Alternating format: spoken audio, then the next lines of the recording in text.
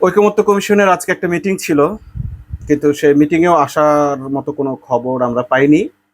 আমরা আবারও সেই সালাউদ্দিন, যেটাকে সালাউদ্দিন কমিশনই বলা হচ্ছিল এতদিন, আবারও সেই সালাউদ্দিন সাহেবের ক্লাস ওয়ার্ক দেখলাম। শিক্ষার্থীদের সামনে যেভাবে প্রফেসররা বক্তব্য দেন ঠিক সেভাবেই বক্তব্য দিলেন। তিনি একটি বিষয় বোঝাতে চেষ্টা করলেন, কিন্তু ঘুরিয়ে পেঁচিয়ে সেই একই জায়গায় আসলেন। আসলে কি বুঝলেন বা কি বোঝাতে চেষ্টা করলেন তা আমরা কিছুই বুঝি নাই। আদৌ কি এই সংবিধানের অধীনে নির্বাচন সম্ভব কি না, এই ব্যাপারটা তিনি স্পষ্ট করেন নাই। কিন্তু তিনি চান সংবিধান পরিবর্তন না হোক। যদি সংবিধান পরিবর্তন না হয়, তিনি আরো একটি বিষয় বোঝাতে চেষ্টা করেছেন, সংবিধান পরিবর্তনের ক্ষমতা এই সরকারের নেই। যদি না থাকে তাহলে তারাও আবার 106 ধারার কিভাবে পরিবর্তন করতে চান, তত্ত্বাবধায়ক কিভাবে ফিরিয়ে আনতে চান, আবার এই সংবিধানের অধীনে নির্বাচন কিভাবে করতে চান, এর কোনোটাই তিনি স্পষ্ট করেননি। অর্থাৎ তিনি বারবারই একই জিনিসকে আগপিচ করে সময় ক্ষেপণ করছেন, এবং তার অন্য কোনো উদ্দেশ্য আছে বলে আমাদের এখন সন্দেহ হচ্ছে। যদি সালাউদ্দিন আহমেদ স্পষ্ট করতেন যে এই সংবিধানের আলোকেই নির্বাচন হবে, তাহলে সেই নির্বাচন হতে হবে 2029 সালে।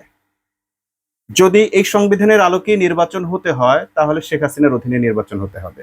কিন্তু তিনি সেগুলো স্পষ্টভাবে বলতে পারছেন না, অথচ তিনি সেটাই বলতে চাচ্ছেন।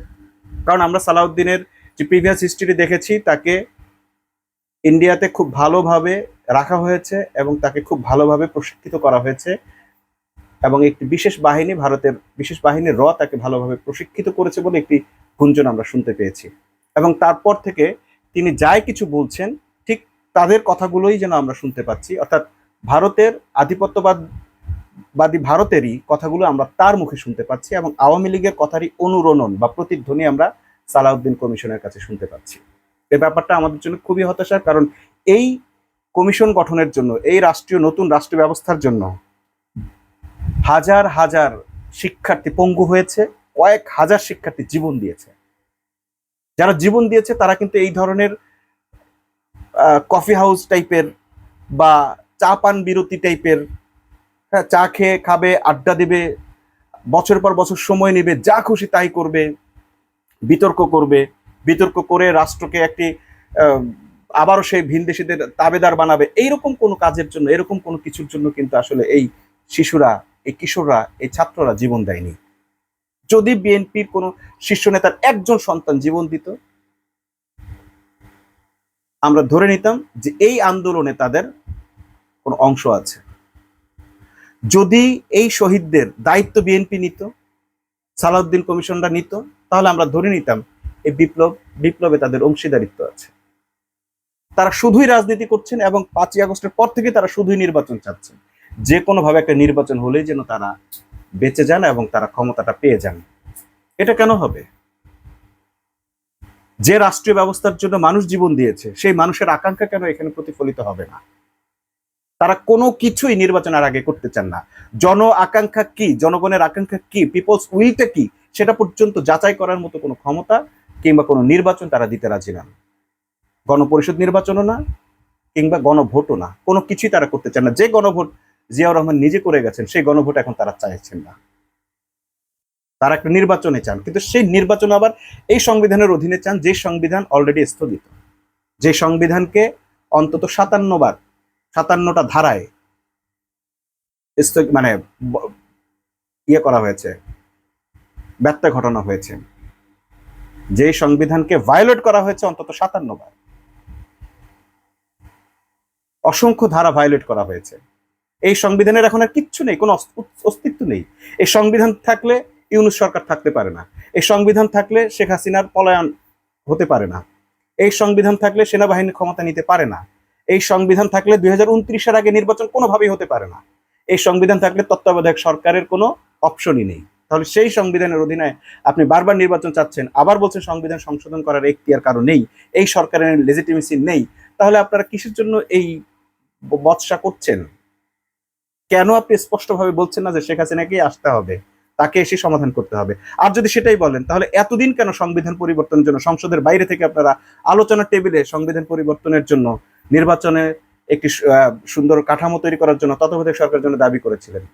আমরা প্রত্যেকবার দেখেছি সংসদ শেষ হয়ে যাওয়ার পরও বিএনপি আলোচনার টেবিলে আহ্বান করেছেন আওয়ামী লীগকে যেন নির্বাচনের উপলক্ষে একটি টকশো হয়, আলোচনা হয়, এবং সেই আলোচনায় যেন তত্ত্বাবধায়ক সরকারের, নিরপেক্ষ সরকারের অধীনে নির্বাচন হয়। যেই সংবিধানে লেখা আছে তত্ত্বাবধায়ক সরকারের অধীনে আর কোনো নির্বাচন হবে না, কেবলমাত্র নির্বাচিত সরকারের অধীনেই নির্বাচন হতে হবে। নির্বাচিত সরকারের অধীনের বাইরে একদিনের জন্য এই সংবিধানে কারো হাতে ক্ষমতা যাওয়ার কোনো সুযোগ নেই। বারবারই এই সংবিধানকে দেখিয়ে দেখিয়ে 3টা ফ্যাসিবাদী নির্বাচন করলো শেখ হাসিনা। এখন আবার সেই সংবিধানকেই আপনারা দেখাচ্ছেন আরেকটি ফ্যাসিবাদী ক্ষমতার উত্থানের জন্য। এই টকশোতে বসে বসে আপনারা যে কফি পান করছেন, যে চা খাচ্ছেন, এগুলো রাষ্ট্রের অপচয় ছাড়া আর কিচ্ছু না। এই সালাউদ্দিন কমিশনের কাজ অবিলম্বে বন্ধ করা হোক। যা হবার মাঠে সংগ্রামের মধ্য দিয়ে হবে। প্রয়োজনে আবার জনগণ জীবন দিবে এবং জনগণের অধিকার জনগণ প্রতিষ্ঠা করে ছাড়বে। আমরা আর এক মুহূর্তের জন্য এই ঐক্যমত্য কমিশনকে দেখতে চাই না। এই সালাউদ্দিন কমিশন আজকে এখন থেকে চিরস্থায়ীভাবে বন্ধ হোক। এরা চিরকাল এই আলোচনা করতে করতে জীবনের পর জীবন পার করে দেবে। কিয়ামত চলে আসলে এরা কখনো ঐক্যমত্যে পৌঁছতে পারবে না, গ্যারান্টি দিয়ে বললাম।